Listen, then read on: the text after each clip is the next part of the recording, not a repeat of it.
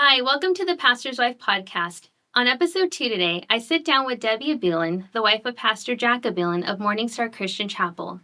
In this episode, Debbie shares with us how the Lord saved her and called her into the ministry. We talk about motherhood, being a pastor's wife, and everything in between. And I know that you're going to be so blessed by her encouragement to all of you pastors' wives and leaders in ministry. I hope you enjoy this episode.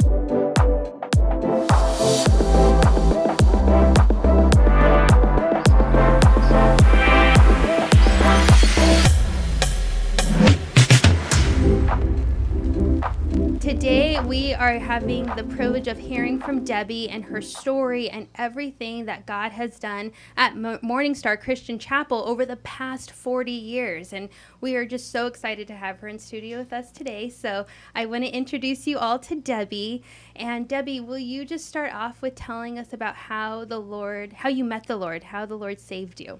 Alrighty. Yes, I was 17 years old.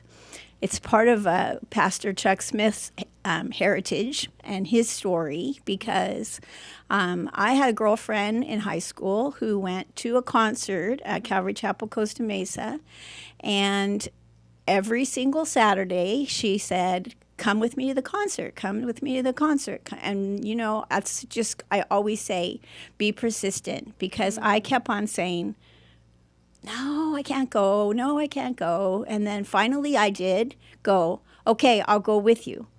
Because she kept asking me and I knew she wasn't going to stop. So I went to that concert. It was a love song concert in 1974. And that was the night that I went forward to accept the Lord after that concert. And so I just knew when I heard that message at the end of the concert about a love that was unconditional. And I came from a really messed up home. My dad was a serious alcoholic. My mom was abused, and I was just on the run. And so I sometimes say I was just like looking and searching and looking and searching. And then when I heard that message, I think I might have been the one who was running up to the front when I heard that. So it completely changed my whole life from that moment on. And so I found a little church. I lived in Southgate, and I found a little church that was a Christian Missionary Alliance church. And I went there for a year and a half or so, and I just kept just absorbing the word. And I would drive all the way to Costa Mesa from Southgate on a midweek study. Mm-hmm. Some who are as old as me might remember Pastor Romaine. And I took that whole drive to be able to almost get beat up a little bit because he was a pretty tough guy. But I just wanted more and more. So then I found out about Calvary Chapel Downey. And that was my first regular Bible teaching church, was with Pastor Jeff. And so I started going there when I was about 19 years old. And I just began to grow and grow and grow from there. So I often say that Psalm 40 says, that scripture that says, I waited patiently for the Lord, and I cried to him, and he took me out of the pit, and he set my feet upon the solid rock, and he put a new song in my heart. So I always think about that's really my message, is that he just, I didn't really feel like there was any hope, and then I got to hear about Jesus, and my life began to change from there. It's so amazing how he truly leaves the 99 to go after the one, mm-hmm. to search for you, and as you didn't have any prior knowledge of the Lord, correct? And so he reveals himself to you through this concert with a friend, and how, like you were saying, it's so important that we continue on in pursuing those ones in our lives that God has put into our lives, and not thinking that they are like long gone. Mm-hmm. That the Lord is working on that end. And so what an encouragement to those that have family members that are not walking with the Lord, or the prodigals that are out there, as you keep praying and you keep inviting them and keep encouraging them, to come to church or those different avenues, because it's through your friend that you got to, know the Lord, and the Lord used her life. Exactly. And, we lost kind of contact with each other. And then probably 15 years later, we met up again. And, she didn't even really remember. She kind of went a different direction. And I said, it was because you kept on every single week saying, you got to go, you got to hear this, you got to go. That's what happened. And by then I was, a pastor's wife, and, and she was like, I don't know, and we got a great opportunity to kind of talk about her walk with the Lord too, and, getting back to that spot. But for me, it was such a huge thing. And she Absolutely. went, I don't even remember that, so. And you never, it's just amazing that she got to see the fruit of what God had done in your life. And you just never know how God is going to use that person that is on your heart, how he's going to use their life. Yes, exactly. So then you're 19 years old, you're walking with the Lord, and you're at Calvary Downey. How did you meet Pastor Jack? Well, he was going through a whole hard season in his life at that point in time, a little bit before we met. And so Jack was married before. His wife had leukemia. Teresa ended up dying from leukemia, and he had 2 little boys. They were 1 and 3 when their mom passed away. So we just came into contact from Calvary Downey, and he has a funny story because he said he didn't know how to ask somebody to go on a date. So he asked me and a girlfriend if we wanted to go out to dinner. But he was hoping that she couldn't come, and she couldn't. So it ended up just being the 2 of us. And it was pretty much the 2 of us from that point on, because we went to dinner, and then we did the next thing, and we did the next thing. And we had our first date in October of 1979, and we got married in July of 1980. I always have said through all of these years, you really can't use that story in your marriage counseling. But the Lord, we knew the Lord, and, had that perfect plan for us. Did. And so I got what I call a package deal, because the boys were 3 and 5 when we got married. So my story goes like this. I was single, and I became a wife and a mom in an absolutely short period of time. And so I often was calling my mom and going, oh my gosh, what do I do now? Oh, now you don't know what they did now. You have children that exactly that age, so, or younger. Yeah. And so it was I always say, but by the grace of God, I wouldn't have made it. But he helped us every single step of the way. Amazing. But Debbie, you got 2 toddler boys. 2 toddler boys. And that's a whole different ballgame. It's completely different than girls. Oh, yeah. Yes, yeah. Toddler boys. I was afraid one was going to break, or one was going to get lost, because they were always going everywhere, climbing everywhere. Oh, but my goodness. yeah, and I was 23 when we got married. So Jack was 26. So we were pretty young. And but the Lord was just gracious to. And I always say now to moms who are in your spot or younger, just love every part of it. Because now they're 48 and 50. Oh, my goodness. And I don't even remember a lot of the stuff. It just goes by so fast. So I sometimes I'll stop people in the moms in the grocery store and go, just try to love this. Because it's before you know it, they're going to be moved along. No, that's so encouraging, Debbie, because I think a lot of times in motherhood we get so caught up at the hard age that they're in, and we forget to just really enjoy those moments, like you just said, and to really take those things in, because they grow so fast. Exactly.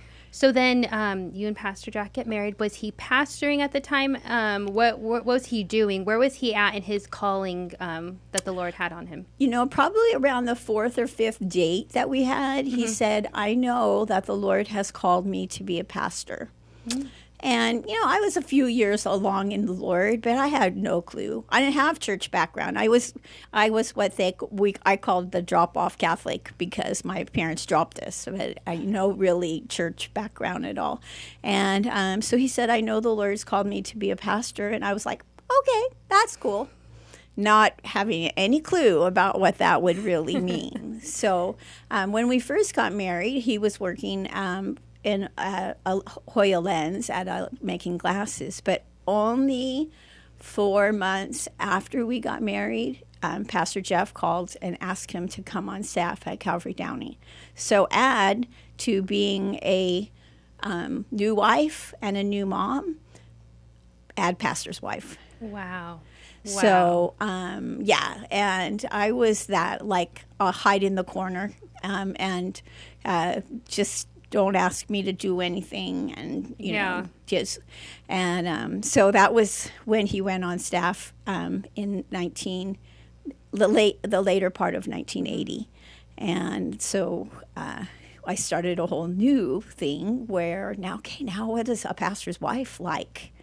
And someone said to me so clearly, and I've repeated it 1,000 times, just be the pastor's wife. First and foremost, above anything else, be the pastor's wife.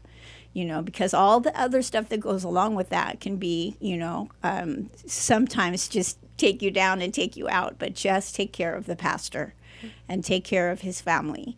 And then when the Lord adds on other things to that, then you can do those as faithfully.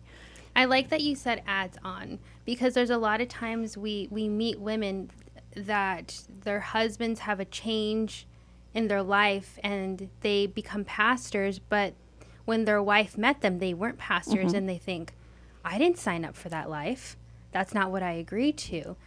But when the Lord calls your husband, he calls you as well. Exactly. And it's the whole family. And so maybe there's those out there that are feeling, overwhelmed. I loved that you said add on, because the Lord starts off so simply, and our first priorities are to take care of our husbands and our children, to take care of our home. And then he slowly gives us the capacity to take more on. Mm-hmm. And he's so gracious like that to lead us, to gently lead us. Mm-hmm. I say so every once in a while there was some heel skidding from me going, no. But he did every single step of the way. He was so faithful too, and, Jack had always had that attitude of, you're not required to do this or to do that. A pastor's wife doesn't have to be these things. You just have to be what the Lord puts on your plate. And so it was, that made it a lot easier for me, to not add those things or feel pressure to add those other things if that's not what he wanted. That's the key, what the Lord wanted. Mm-hmm, exactly. I love that you said that. Sometimes we look and we try to look around at what other ministries are doing or other pastors' wives, but what does the Lord want for you specifically? Mm-hmm.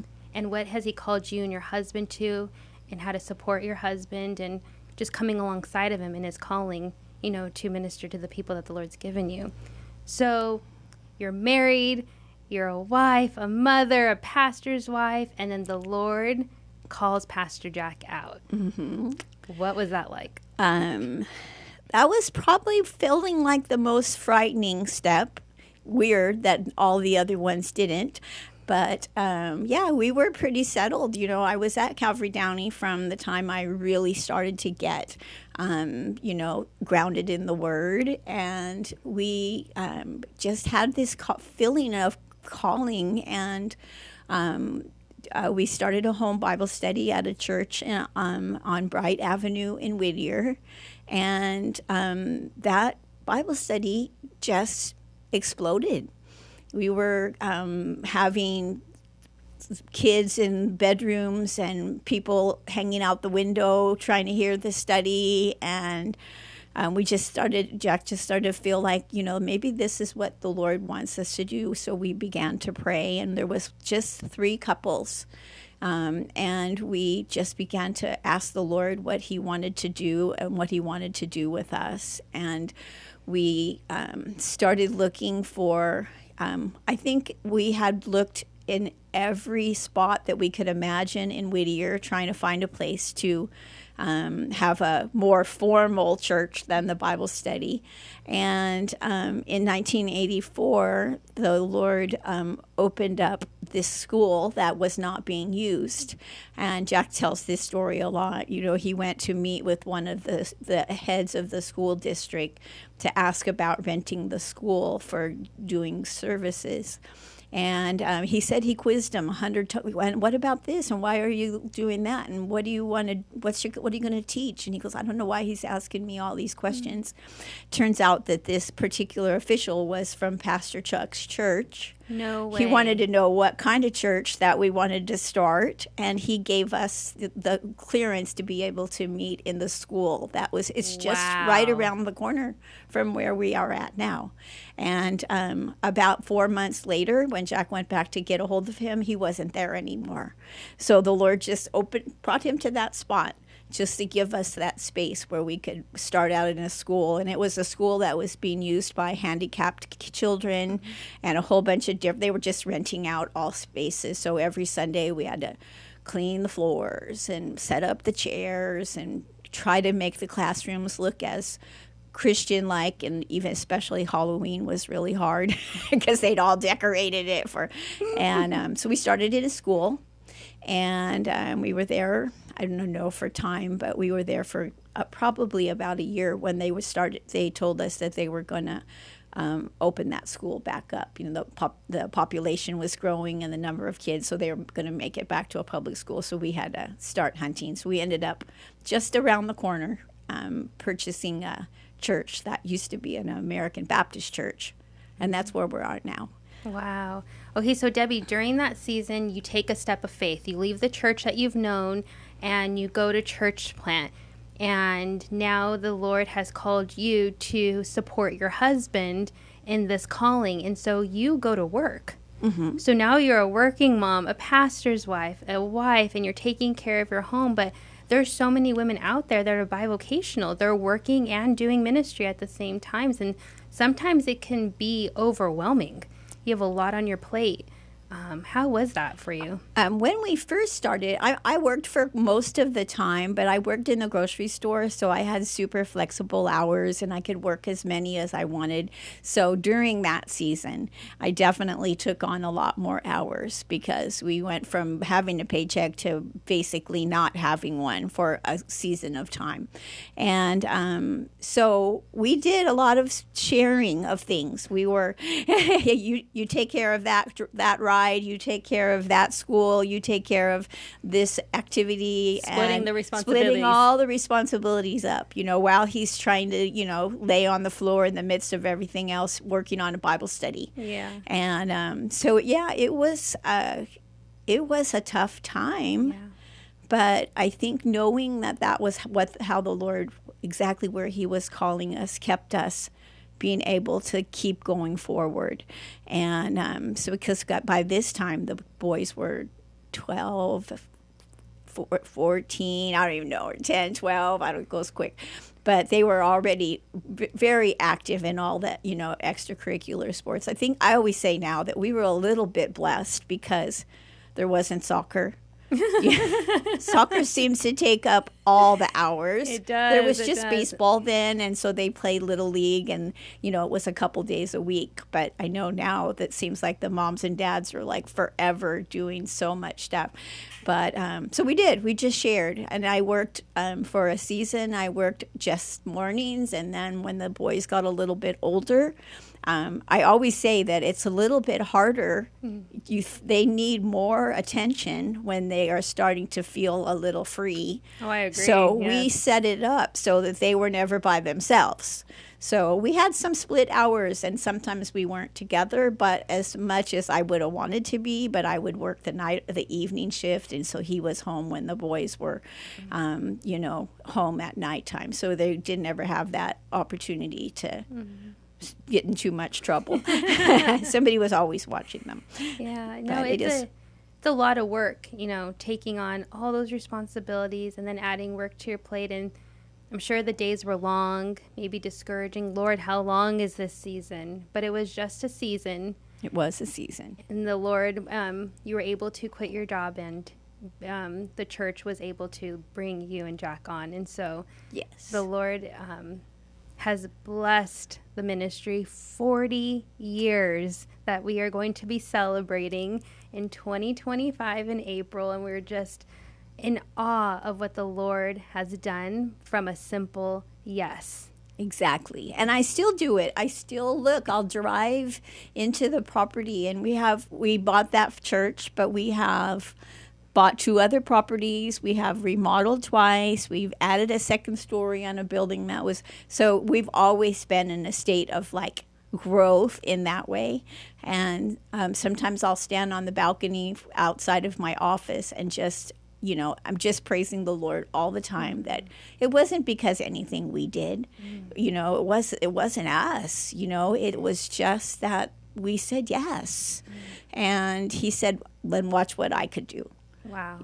And that was the thing, because I was always that girl who was kind of, just let me be back here in the corner.